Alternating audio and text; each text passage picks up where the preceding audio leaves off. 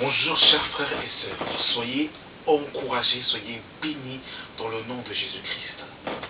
Vous savez, j'ai la joie, parce que quand on parle de Dieu, on ne peut que se réjouir, être dans la joie, dans l'allégresse, surtout quand on parle du plus grand mystère de l'humanité, le plus grand mystère de l'univers que les scientifiques, que les sages de ce monde ne peuvent comprendre, car c'est une folie et ça va à l'encontre du raisonnement humain. Je vais parler du Père, du Fils et du Saint-Esprit. Vous savez, ces trois entités bouleversent le monde chrétien.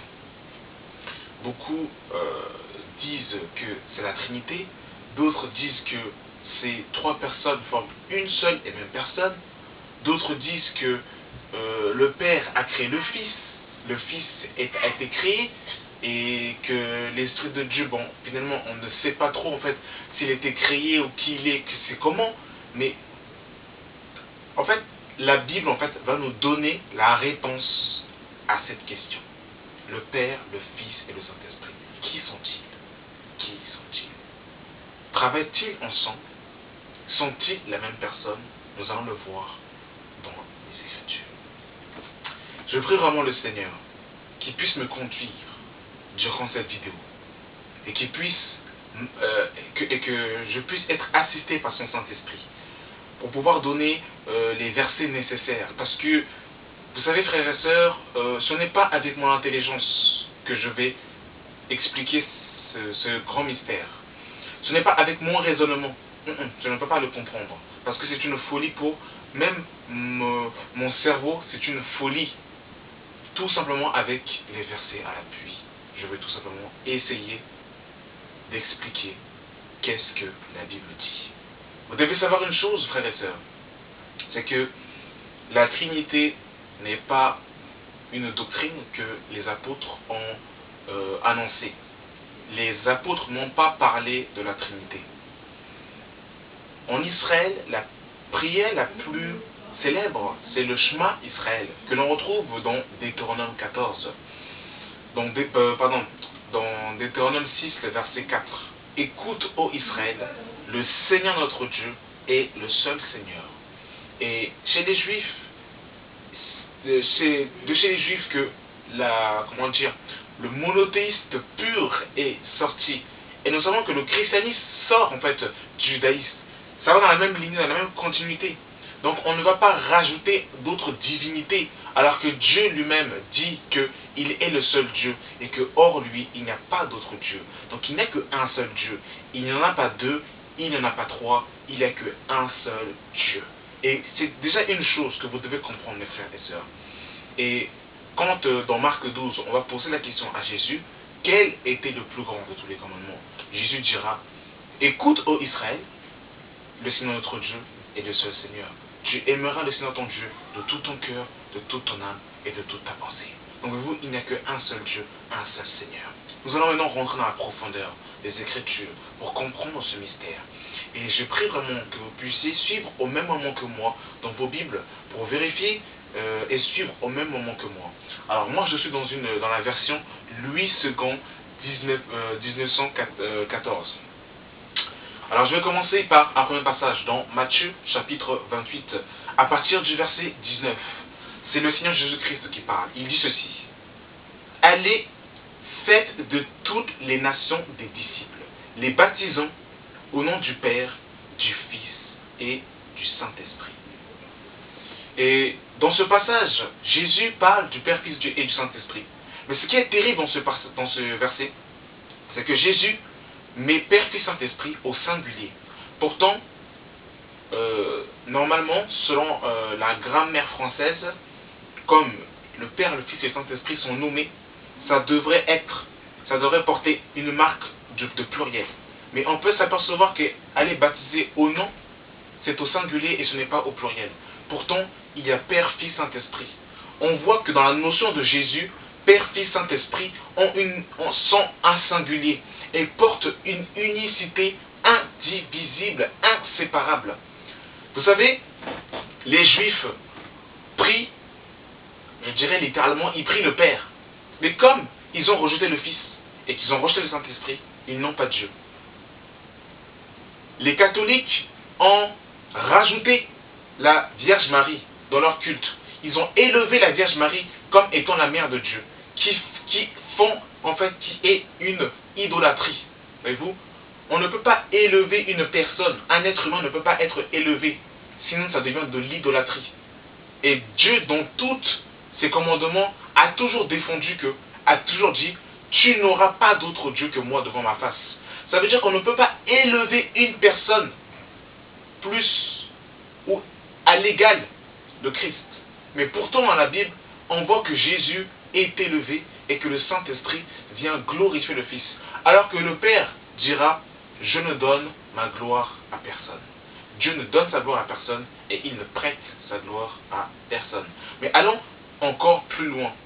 Et je disais que, et la Bible aussi dit que, ici on voit que Père, Fils, Saint-Esprit sont en fait un parfait singulier. Et Dieu, Jésus nous fera dira quelque chose de formidable, de terrible. Il dira, je ne vous laisserai pas seul, je vous enverrai le Consolateur. Et dans Acte 2, les apôtres ont été remplis du Saint-Esprit. Dans Matthieu 28, souvenez-vous, Jésus a dit, et voici, je suis avec vous tous les jours jusqu'à la fin du monde. Nous allons voir justement la présence du Saint-Esprit dans la vie du chrétien. Je suis dans 1 Corinthiens, chapitre 3, le verset 16, qui nous dit ceci. Vous allez voir que c'est magnifique, mais qu'on ne peut pas le comprendre avec le raisonnement humain. 1 Corinthiens, chapitre 3, le verset 16 nous dit ceci. Ne savez-vous pas que vous êtes le temple de Dieu et que l'Esprit de Dieu habite en vous? Ici dans 1 Corinthiens, chapitre 3, le verset 16, on nous fait comprendre que nous sommes le temple de Dieu et que l'Esprit de Dieu habite en nous. Je suis dans Galates. Chapitre 2, le verset 20, qui nous dit ceci. J'ai été crucifié avec Christ. Si je vis, ce n'est plus moi qui vis, mais c'est Christ qui vit en moi. Je suis dans Éphésiens, chapitre 2, le verset 22, qui nous dit ceci. En lui, vous êtes aussi édifiés pour être une habitation de Dieu en esprit. Mon frère, ma sœur, Dieu habite en toi. Le Christ habite en toi. Le Saint-Esprit habite en toi. Alors, qui habite en toi? Dieu, tout simplement. Nous allons encore plus loin, pour que vous puissiez comprendre. Je suis dans Romains chapitre 8. La parole de Dieu est merveilleuse, car elle va au-delà de la science infuse, du raisonnement humain. Et la parole de Dieu brise la logique de l'être humain. Si vous voulez comprendre Dieu avec votre logique, vous allez passer à côté, parce que Dieu est au-delà de la compréhension de l'intelligence humaine. Je suis dans Romains chapitre 8, le verset 9, qui nous dit ceci. Pour vous, vous ne vivez pas selon la chair, mais selon l'esprit. Si du moins l'esprit de Dieu habite en vous. Si quelqu'un n'a pas l'esprit de Christ, il ne lui appartient pas.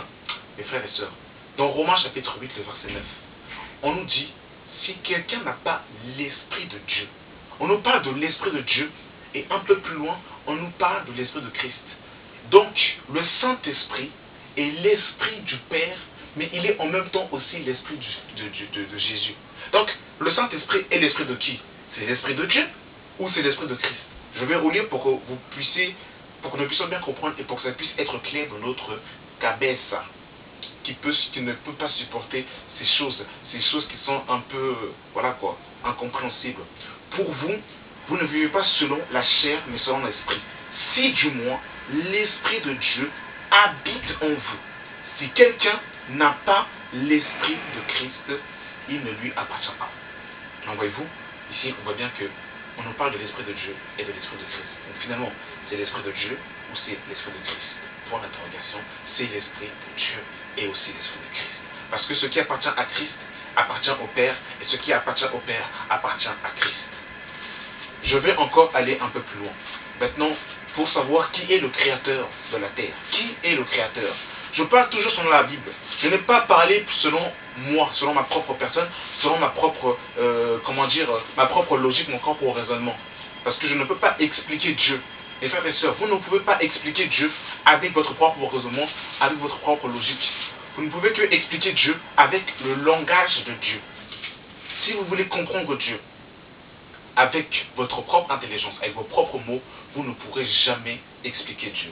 Parce que Dieu, je vais peut-être choquer des gens, Dieu ne peut pas se comprendre même à travers un livre. La Bible nous donne les facettes de Dieu. Mais Dieu ne peut pas être compris au travers un livre. Même si vous lisez la Bible, vous connaissez la Bible de A à Z, vous ne pourrez pas comprendre qui est Dieu. Parce qu'il est tellement grand, c'est tellement un mystère que nous connaissons en partie. Et c'est seulement quand tout sera accompli que nous saurons véritablement qui est Dieu dans sa totalité. Nous sommes dans Ésaïe, chapitre 45, le verset 18, nous dit ceci. Car ainsi parle l'Éternel, le Créateur des cieux, le seul Dieu qui a formé la terre, qui l'a fait et qui l'a affermi, qui l'a créé pour qu'elle ne fût point désert, qui l'a formé pour qu'elle fût habitée. Je suis l'Éternel et il n'y en a point d'autre. Voyez-vous, ici Dieu encore, il appuie, il accentue encore qu'il est le seul Dieu, qui n'est pas associé, il est le seul créateur. Donc ici on nous montre dans Ésaïe chapitre 45 que le créateur du monde, mes frères et sœurs, c'est Dieu qui a créé la terre, qui a créé l'univers, c'est Dieu. Mais vous savez mes frères et sœurs, la Bible est comme un puzzle. On ne peut pas comprendre la Bible avec un seul verset. On ne peut pas fermer et cloîtrer ce verset. Parce que ce verset va en association avec d'autres versets. Donc, je vais rapidement dans Genèse chapitre 2. Donc ici, dans Ésaïe 42, nous venons de voir que le créateur du monde, c'est Dieu. C'est Dieu qui a créé le monde. Et je vais suivre dans Genèse chapitre 2, le verset 7, qui nous dit ceci. L'Éternel Dieu forma l'homme de la poussière de la terre. Il souffla dans ses narines un souffle de vie et l'homme devint un être vivant. Donc nous avons vu dans Ésaïe 45 que le créateur du monde, le créateur du ciel, le créateur tout simplement, c'est Dieu. Et Genèse chapitre 2, le verset 7, nous confirme encore que l'Éternel est le créateur qui a créé l'homme. Je suis dans Job. Frères et sœurs, toujours avec les Écritures, avec la Bible à l'appui, nous allons comprendre la pensée de Dieu. Je suis dans Job chapitre 33, le verset 4, qui nous dit ceci. L'Esprit de Dieu m'a créé et le souffle du Tout-Puissant m'anime. Donc ici Job déclare que c'est l'Esprit de Dieu qui l'a créé. Dans Genèse chapitre 2, le verset 7, nous avons vu que c'est Dieu qui crée l'homme. Mais ici Job nous donne encore une autre révélation. C'est l'Esprit de Dieu qui l'a créé. Et je suis dans, mes amis, sans plus tarder, nous sommes dans Hébreux. Dans Hébreux chapitre 1, suivez au même moment que moi. Hébreux chapitre 1, à partir du verset 1. Après avoir autrefois, à plusieurs reprises et plusieurs manières, parlé à nos pères par les prophètes, Dieu, dans ces derniers temps, nous a parlé par le Fils, qu'il a établi et héritier de toutes choses, et par lequel il a aussi créé le monde. Vous voyez, Dieu, le Père, si vous voulez, le Père, a créé le monde. Mais le Père a créé le monde par Jésus, par son Esprit. Père, Fils, Saint-Esprit, indivisible, indivisible. Vous ne pouvez pas les diviser. Vous ne pouvez pas les diviser. Même quand vous priez le Père, vous êtes obligé d'ajouter le Fils. Vous priez le Père au nom de Jésus et vous devez être animé du Saint-Esprit pour que le Père puisse entendre votre prière. Vous priez le Père au nom de Jésus par l'Esprit de Dieu. Vous ne pouvez pas les diviser, ils sont indivisibles. Essayez, mes frères et sœurs, de prier le Père sans mettre le Fils. Essayez de prier le Père et vous ne dites pas au nom de Jésus, vous ne mentionnez pas le nom de Jésus. Vous n'allez pas prier Dieu. Essayez de prier le Père au nom de Jésus et vous n'êtes pas animé du Saint-Esprit. Ça ne va pas marcher. Ça ne doit pas marcher. Vous ne pouvez pas, Père, Fils, Saint-Esprit, vous ne pouvez pas les dissocier. Ils sont indivisibles. Père, Fils, Saint-Esprit, baptisons au nom du Père, Fils, Saint-Esprit, au singulier. Ils forment une seule unité. Nous allons encore creuser, nous allons encore aller plus loin. Accrochez vos ceintures, mes frères et sœurs. Je sais que beaucoup ne pourront pas malheureusement supporter cette parole.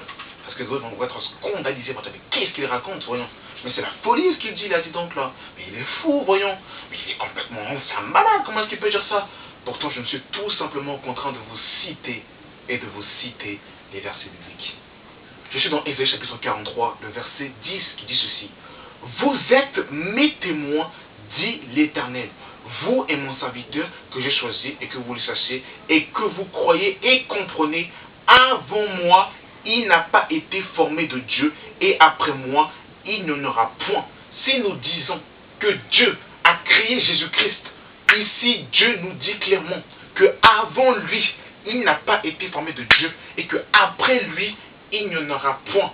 Or, Philippiens chapitre 2, le verset 5 nous dit: ayez en vous les sentiments qui étaient en Jésus-Christ, lesquels, existant en forme de Dieu, si nous disons que Jésus-Christ a créé Jésus, si nous disons que le Père a créé Jésus, or que Philippiens nous dit qu'il existait en forme de Dieu, ça contredirait Ésaïe chapitre 43, le verset 10, qui dit que vous êtes mes témoins, dit l'Éternel, vous et mon serviteur que j'ai choisi, afin que vous le sachiez, que vous me croyez et comprenez que c'est moi. Et avant moi, il n'a pas été formé de Dieu, et après moi, il n'y en aura point. C'est moi qui suis l'Éternel, et hors moi, il n'y a point de sauveur. Et je ne veux pas marcher dans cette explication. Nous savons que le sauveur de l'humanité n'est rien d'autre que Jésus-Christ. Mais là, j'aimerais attirer votre attention, c'est au verset 10, où il dit: vous êtes mes témoins, dit l'Éternel. Ici, l'Éternel nous dit il dit que nous sommes ses témoins. Allons un peu rapidement dans Actes chapitre 1. Qu'est-ce que Jésus va nous dire là, rapidement là? Nous sommes dans Actes chapitre 1, à partir du verset 8. Mais vous recevrez une puissance, le Saint-Esprit survenant sur vous, et vous serez mes témoins à Jérusalem, dans toute la Judée, dans la Samarie et jusqu'aux extrémités de la terre. Ici, Jésus dit à ses apôtres qu'ils recevront une puissance et qu'ils seront ses témoins. Mon frère, sache que si tu as reçu le Saint-Esprit, tu es témoin de Jésus-Christ. Si tu as reçu le Saint-Esprit, tu es témoin du Père. Tu es tout simplement témoin de Dieu, tout simplement, mon frère, ma sœur. Est-ce que vous pouvez comprendre les Écritures qui sont simples à comprendre? Allons rapidement dans Psaume chapitre 14, rapidement là, Psaume 24, pardon. Allons dans Psaume 24, nous allons voir encore quelque chose d'intéressant que j'aimerais que nous puissions voir, que j'aimerais que nous puissions jeter notre attention sur cela. Vous savez, vous ne pouvez pas prendre les versets de la Bible qui vous intéressent. Il faut prendre toute la Bible dans son entièreté. Je suis dans Psaume chapitre 24, le verset 7, qui nous dit ceci. Portes, élevez vos linteaux, élevez vos portes éternelles, que le roi de gloire fasse son entrée. Qui est ce roi de gloire? Pour l'interrogation. Qui est ce roi de gloire? Réponse. L'Éternel fort et puissant.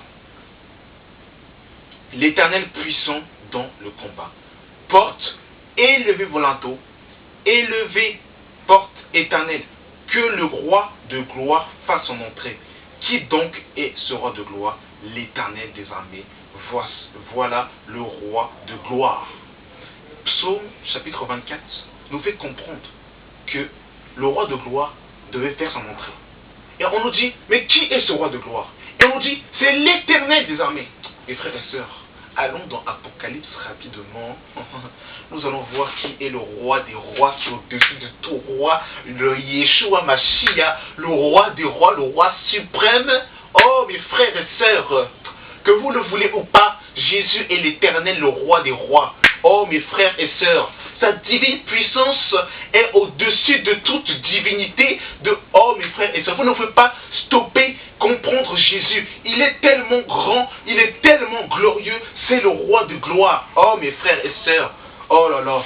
Vous savez, quand le Saint-Esprit qui est en moi est en train de se réjouir, parce que le Fils est en train d'être élevé, est en train d'être glorifié. Oh là là. Comment ne voulez pas vous que je... Pourquoi voulez-vous que je me taise?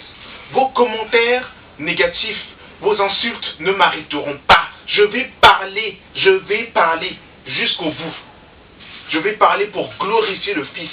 Vous pouvez m'insulter. Vous pouvez me traiter de fou. Mais sachez-le, oui, je suis fou. Car la prédication de la croix est une folie pour ceux qui périssent. Mais pour nous qui sommes sauvés, elle est une puissance de Dieu. Laissez-moi vous développer la puissance de Dieu. Oh, mes frères et sœurs. Allons dans Apocalypse. Apocalypse chapitre 17, le verset 14 qui nous dit ceci.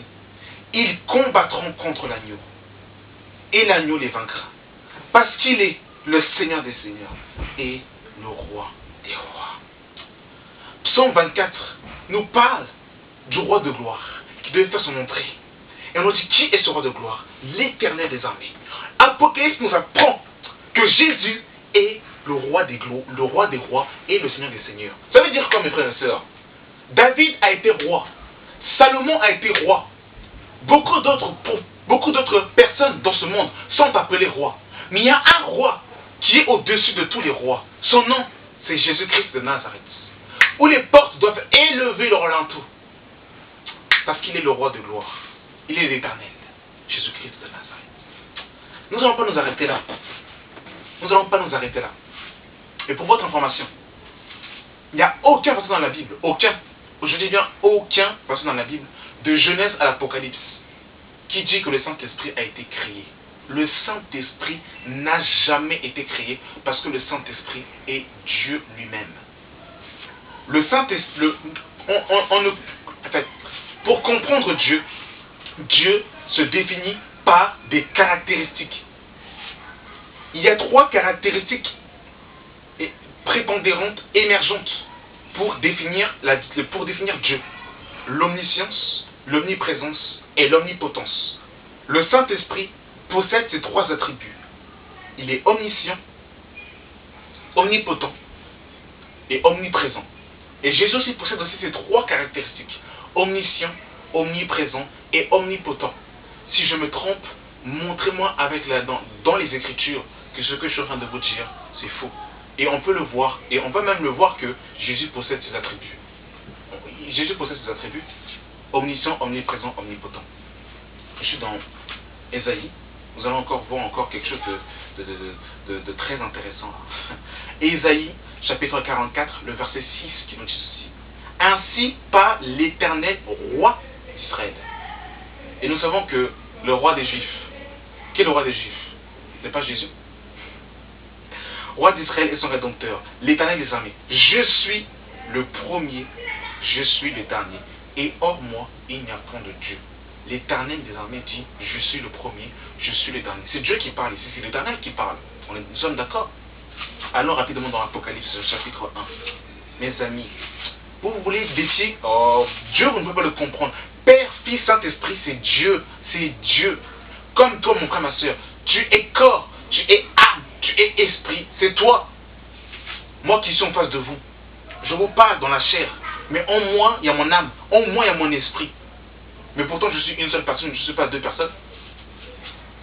Quand l'apôtre Jean, j'aimerais pour faire comprendre là, l'apôtre Jean, il fut ravi en esprit. Je vais donner l'explication rapidement là. Apocalypse chapitre 1, le verset 10, nous dit ceci. Je fus ravi en esprit au jour du Seigneur. Alors ici, l'apôtre Jean, quand il était sur l'île de Patmos, quand il a eu la révélation du livre de l'Apocalypse, il était sur l'île de Patmos. Et il dit, je fus ravi en esprit. Donc en fait, Jean a vu ces révélations en esprit. Alors la question que j'aimerais vous poser, il y avait combien de gens là, ici, à partir de ce moment-là? Il y avait combien de gens? Il y avait 2 gens? Non. Il n'y avait qu'un seul Jean. C'est le même Jean qui était ravi en esprit. Mais ce n'est pas le corps physique de Jean qui a été saisi, mais c'est son esprit.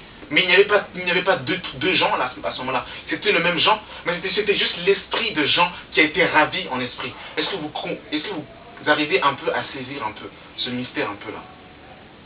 Je fus ravi en esprit au jour du Seigneur. Et j'entendis derrière moi une voix forte, comme le son d'une trompette, qui disait, je suis l'alpha et l'oméga, le premier et le dernier. Dans Apocalypse chapitre 1, le verset 10. Jean va être ravi en esprit. Il va entendre une grande voix. Il va se retourner et la voix qui parle dira, je suis l'alpha et l'oméga, le premier et le dernier, qui n'était rien d'autre que Jésus. Or, nous avons vu dans Ésaïe que l'Éternel dira clairement qu'il est le premier et le dernier, et qu'il est le seul Dieu, il n'y a pas d'autre Dieu que lui. Donc ici, si Jésus dit qu'il est l'alpha et l'oméga, le premier et le dernier, c'est-à-dire que Jésus est un imposteur, parce qu'il est en train de prendre la place de Dieu. Vous vous rendez compte? Père, Fils, Saint-Esprit, indivisible, ça c'est Dieu mes amis.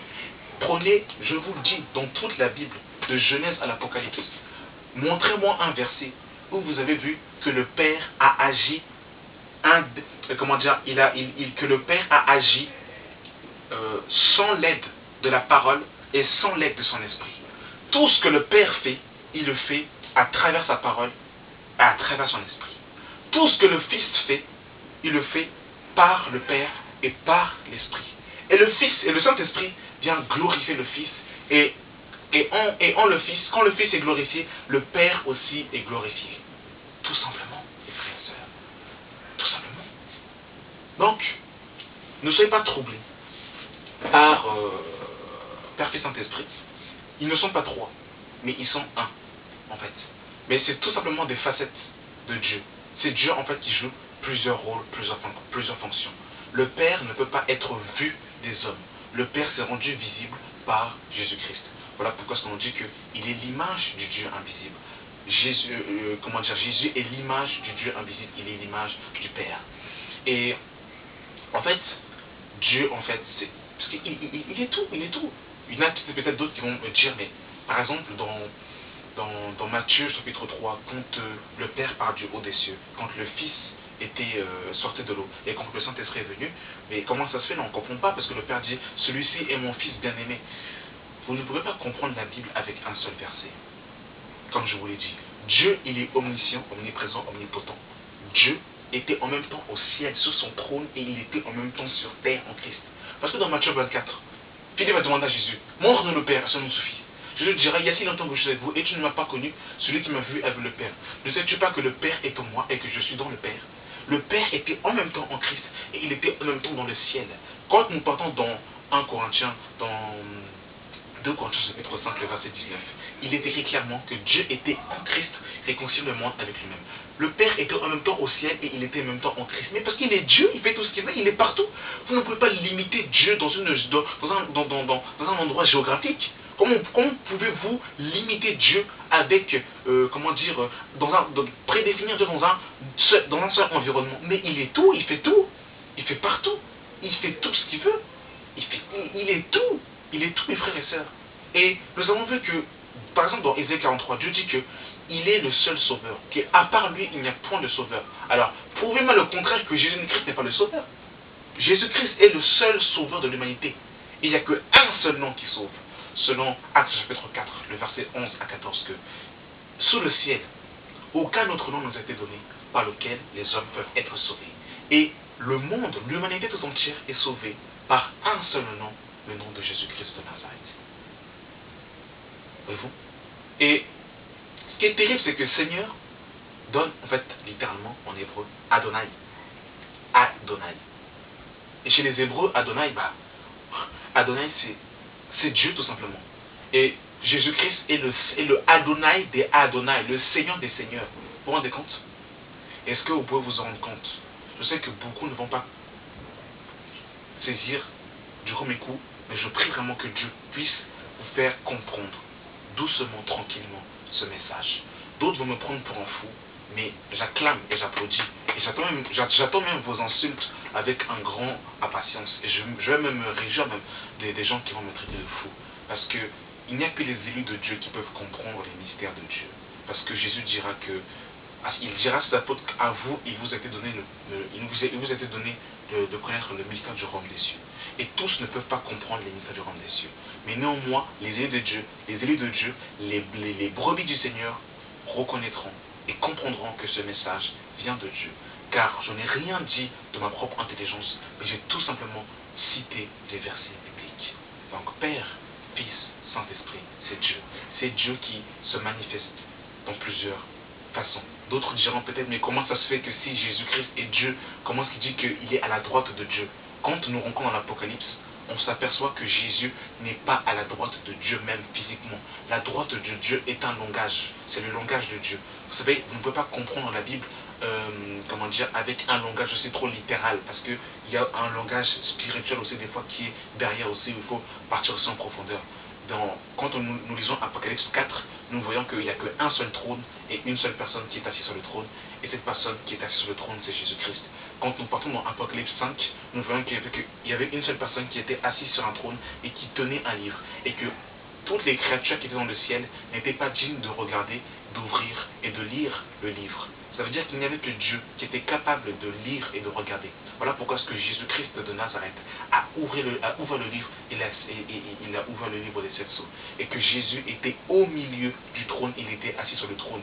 Qui peut être assis sur le trône de Dieu si ce n'est Dieu lui-même? Personne ne peut être assis sur le trône. Mais Jésus était assis au milieu du trône et il est parti prendre le livre que personne, que ni Michael ni Gabriel n'ont pu ouvrir, n'ont pu regarder. Parce qu'il est Dieu tout simplement. Le Saint-Esprit est Dieu. Jésus est Dieu. Le Père est Dieu.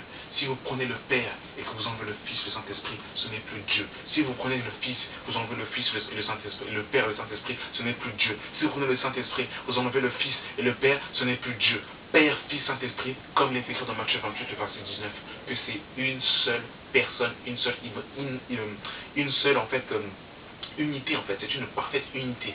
Comme moi, je suis corps, âme, esprit. Je suis en train de vous parler physiquement, mais en moi, j'ai mon corps, j'ai mon âme, et en moi, j'ai mon esprit. Quand j'adore le Père, selon Jean chapitre 4, j'adore le Père en esprit et en vérité. C'est mon esprit qui adore Dieu. Avec mon âme, c'est le berceau de mon intelligence. C'est avec mon âme que je discerne pour faire le bien ou le mal. Et mon corps est une enveloppe.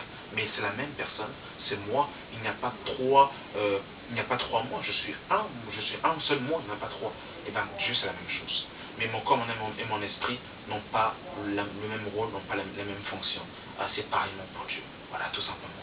J'espère que cette vidéo va vous aider à comprendre Père, Fils, Saint-Esprit, qui n'est pas une trinité, mais qui est une parfaite unité. Voilà. Que Dieu vous bénisse. Merci Seigneur pour cette vidéo. Que ton nom soit béni, soit glorifié au nom puissant et glorieux de Jésus-Christ de Nazareth, notre Sauveur et notre grand Dieu. Amen.